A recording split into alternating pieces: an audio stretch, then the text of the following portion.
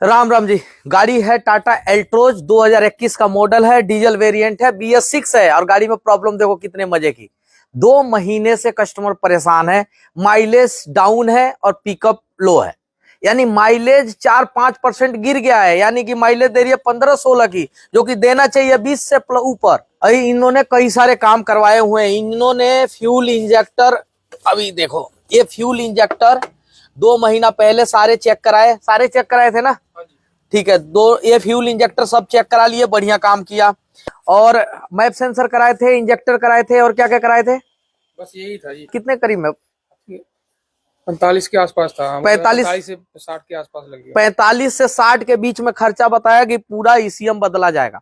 तो ये सर थक हार के गाड़ी चलाते रहे, फिर मेरे पास फाइनली आए हैं और इस प्रॉब्लम को लेकर 20 दिन और लगाए और 1 महीना 10 दिन और चला लिए, वैसे ही कम माइलेज पे ही।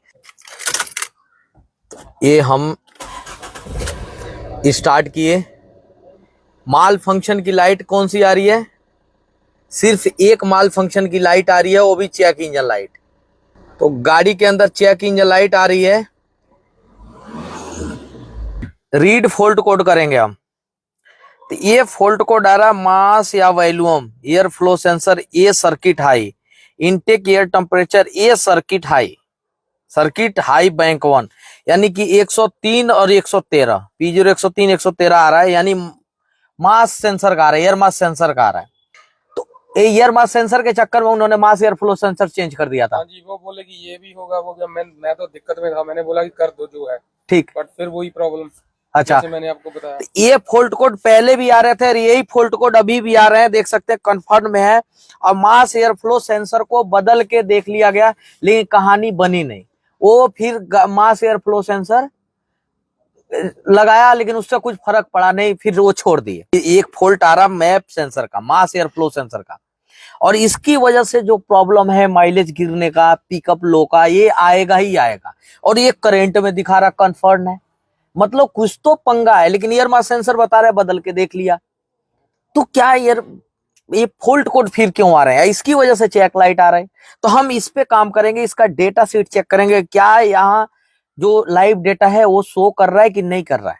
आ जाओ। Air flow calculated from sensor का मैं लाइव डेटा लूंगा, ओके करूंगा, ठीक है। ये है 34 ग्राम दिखा रहा है, लेकिन 34 ग्राम बहुत ज्यादा अल्टर है। ये 34 ग्राम दिखाने का मतलब क्या है कि ये फेलियर हो रहा है एयर मास सेंसर, यानी एयर मास सेंसर फेलियर का निशानी है कि 34 ग्राम पर सेकेंड के हिसाब से दिखा रहा है। हम फिलहाल इस गाड़ी को करते हैं बंद। आपने देख लिया, और पास में आओ। ये 34 ग्राम का देख लिया, 34 ग्राम पर सेकेंड दिखा रहा है, ये गलत है। ये ग्राफ देखते हैं, 34 ग्राम का दिखा रहा है। ये दिखाना कितना चाहिए? 6 ग्राम से लेके 9 ग्राम के बीच में दिखाना चाहिए। जैसे कई गाड़ियों में देखे होंगे, फोर्ड की गाड़ियों में 8 ग्राम देता है, टाटा की गाड़ियों में 6 ग्राम से 7 ग्राम इसमें देता है, मारुति की गाड़ी में भी 7 ग्राम देता रहता है। तो ये 6 से 7 ग्राम होना चाहिए, जो कि वैल्यू जा रहा है 34 ग्राम, यानी कि वैल्यू गलत है। ये 30 ग्राम यानी ECM के अंदर पहले से ही फीड है, वो वैल्यू दिखा रहा है, ओरिजिनल वैल्यू नहीं दिखा रहा है, जिसकी वजह से माइलेज और पिकअप का इशू है। तो एयर मास सेंसर पे डाउट जा रहा है, क्यों? बिल्कुल, तो हमें एयर मास सेंसर को चेक करना पड़ेगा। वैल्यू देख लिया, एयर मास सेंसर का वैल्यू प्रॉपर नहीं आ रहा है। प्रॉपर आता है 6 से 9 ग्राम के बीच में रहना चाहिए, लेकिन 30 ग्राम हमारा गड़बड़ है। एयर मास सेंसर हमारा काम नहीं कर रहा, तो हम एयर मास सेंसर को चेक करते हैं। ये है पूरा इंजन की कंडीशन, ये लगा हुआ एयर मास सेंसर। और फॉल्ट देखो, जब तक डेटा नहीं दिखाएगा, मल्टीमीटर लेके आओ भाई। इसकी वजह से एयर कितना जा रहा है ECM को ही नहीं पता होगा, तो फिर ECM तो अपने हिसाब से उल्टा सीधा तेल देगा ना, तभी तो माइलेज गिरता है। याद हो, इसको ग्राउंड के साथ पकड़ो, ग्राउंड के साथ में। तो ये है अपना, ये क्या आ रहा है,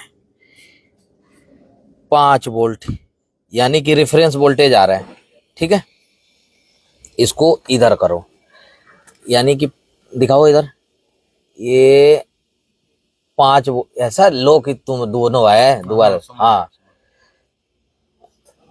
यानी 5 वोल्ट आ रहा है, वायर में रेफरेंस वोल्टेज है।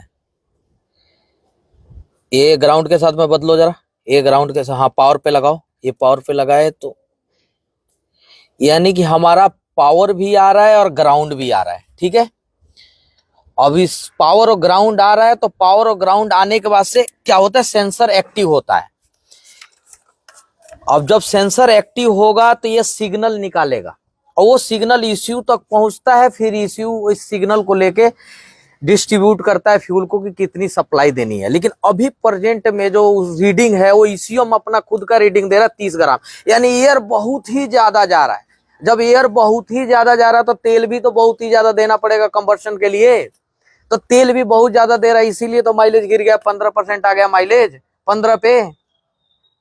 तो हमको ये देखना है कि ECM इसके डेटा को कैसे रीड करता है, ठीक है। तो हमने स्कैनर लगाया, चूंकि हमने ECU को कनेक्ट किया ये देखने के लिए कि ECU के पास जो मैप सेंसर का डेटा है वो कैसा है, तो वो मैप सेंसर का डेटा आ जा ही नहीं रहा।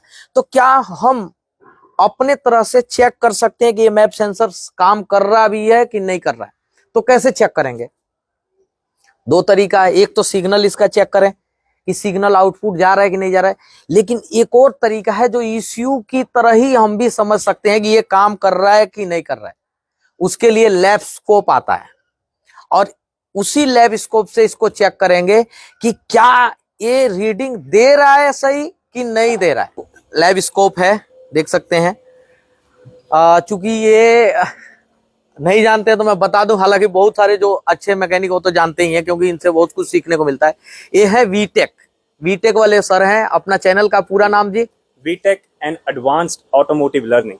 क्या बात है। इनका मोटिव ही है कि मिस्त्री को ट्रेंड किया जाए। कैसे मिस्त्री का? देसी नहीं, जो बहुत ज्यादा सुलझे हुए हैं उनको और ज्यादा सुलझा हुआ करने के लिए, ताकि और डीप जाके कैन लो, कैन हाई, के line, L line, sensor testing, ये सारा चीज जानने के लिए। तो इनके चैनल उसी के लिए बना हुआ है और मैकेनिकों के लिए अपडेट करने के लिए जो इलेक्ट्रिक से डरते हैं। बिल्कुल सही बात, क्योंकि स्कैन टूल आ रहे हैं, जितना नई गाड़ियां आ रही हैं इतना एडवांस हो रही हैं कि आज चीज मल्टीमीटर से चीजें टेस्ट नहीं हो रही। हाँ जी। अब हमें वो चीज चाहिए जिससे हम वो सिग्नल देख सके। क्या बात। जो ECM देख रहा है। तो है ना? आप मैकेनिक भाइयों को एक नया तरीका भी दिखाते हैं कि भैया कोई चीज खराब हुई ना, उठा के चेंज कर देना, ये कलाकारी